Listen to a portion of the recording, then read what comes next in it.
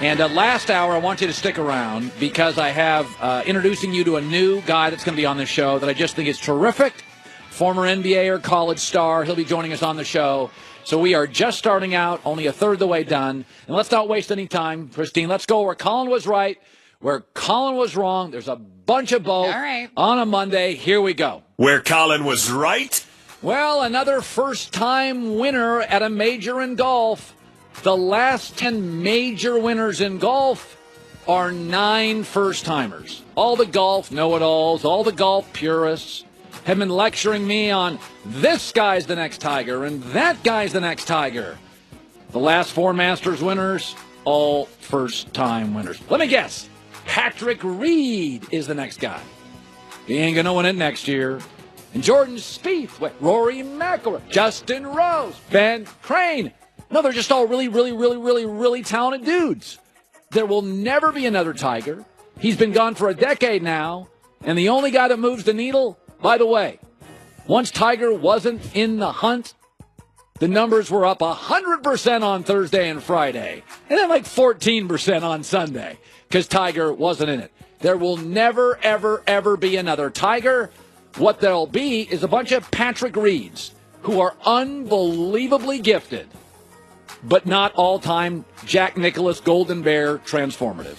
Where Colin was wrong. Greg Popovich is a good coach, and I'm not denying that. But my argument's always been, why was he really great in the 12 to 13 years of Tim Duncan's prime? We didn't think he was a legend before it, and what about after it? Not winning as much. This is his greatest coaching job. Okay, Kawhi Leonard's missing in action.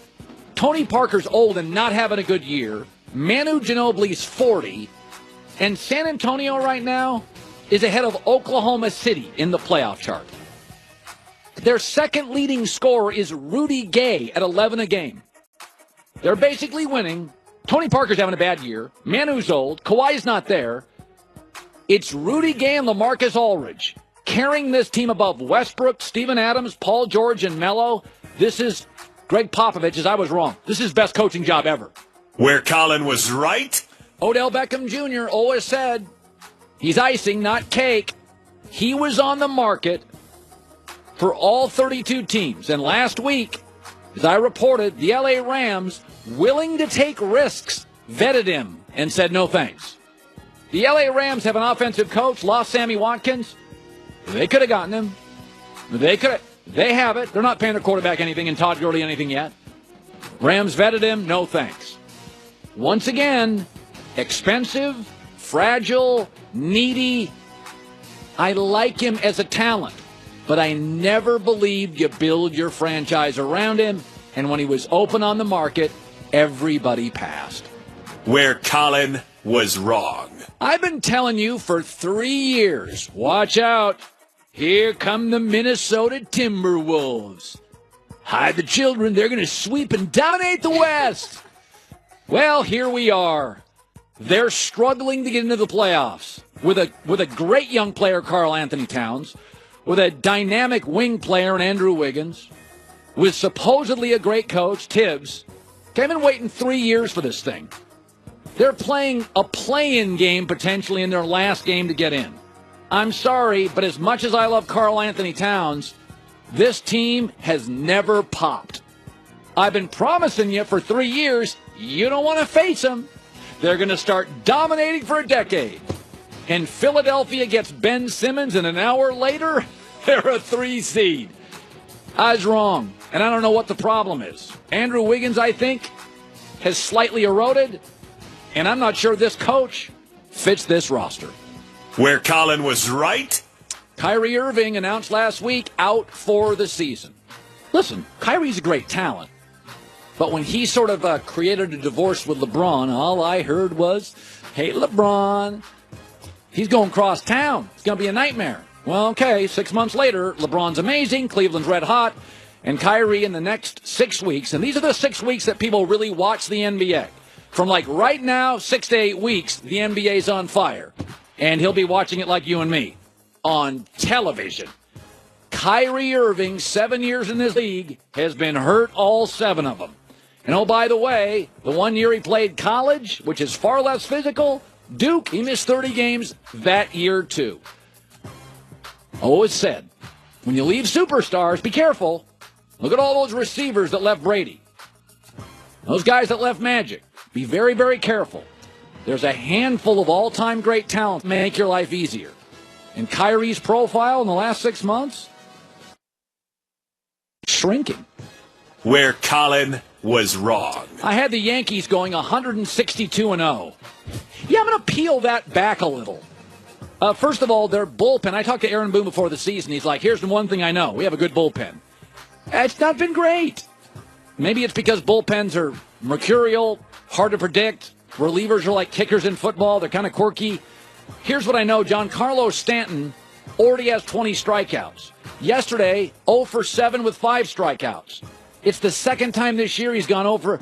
He's had 5 strikeouts in a game. That's like a bad week for Derek Jeter. He's had 2 games where he struck out 5 times, and he is being booed as he should be. Listen, New York is tough. It is tough. It eats people alive, and it's really tough the first year. Once Yankee fans buy into you, you win a couple games, you're clutch, they'll grab onto you and hold you for life. But right now, Giancarlo Stanton is struggling. Where Colin was right. Last year NBA Finals, everybody lectured me. Kevin Durant's the new king. Forget LeBron. Kevin Durant's the best player in the game. And I'm like, what? Because Golden State won the Finals? By the way, in Kevin Durant's 5 highest scoring games this year, the Warriors are 0 for 5. Next LeBron, Golden State, since Steph left, is a mess. They're 7-9, 1 win over a playoff team. Is Kevin Durant an all-time unique talent? Of course he is. He's remarkable. LeBron's not just a great talent. He changed the league. Durant's struggling with Draymond, with Kerr the coach, with a system, with Clay, against anybody who's going to make the playoffs. He's never, ever, ever, ever going to replace LeBron in this generation. Where Colin was wrong. I'll say it again, and I'm actually very happy the Sixers are relevant. I didn't think they'd win 40. They win 50. They're new blood for the East, and it's a great thing for the NBA. Listen, I like Ben Simmons, and I knew he'd be good. He's better than I thought, earlier than I thought. And what's really impressive, Joel Embiid got hurt 6 games ago, and this kid put the franchise on his back. This is the second, third week in a row I have admitted I'm wrong on the Sixers. I have no problem admitting I'm wrong.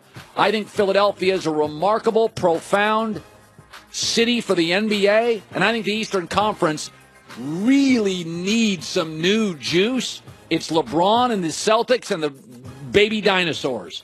We got a new sheriff in town, at least for a couple weeks until they get bounced. They're not going to win the East.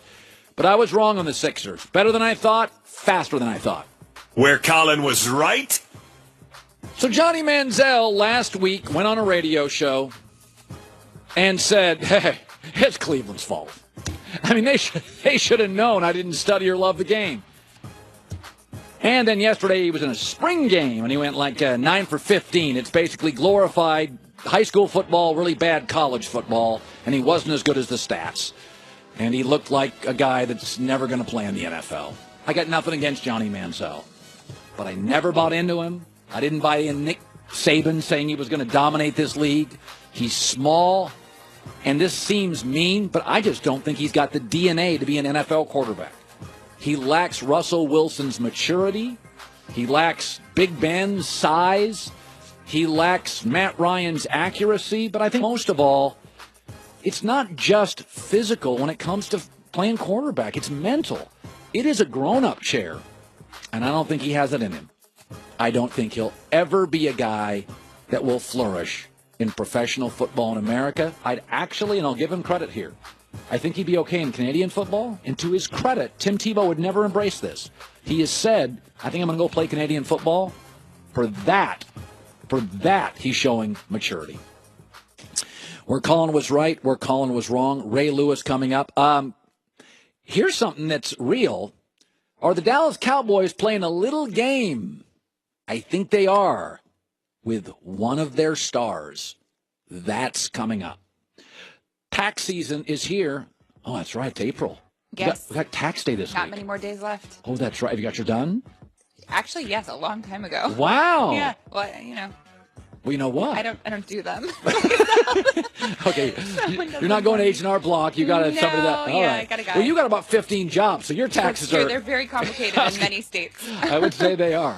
According to the IRS, tax season's here, and identity thieves are filing fake taxes. You want to get a hold of this, okay? They're stealing Social Security numbers on the web. You want to get a hold of this. All right, here's the good news. LifeLock Identity, okay? They are now working with Norton Security. Nobody can stop every threat, every transaction, every thief. But the new LifeLock with Norton Security can uncover threats you might otherwise miss. All you have to do is go to LifeLock.com, or you could just call 1-800-LifeLock. LifeLock.com or call 1-800-LifeLock.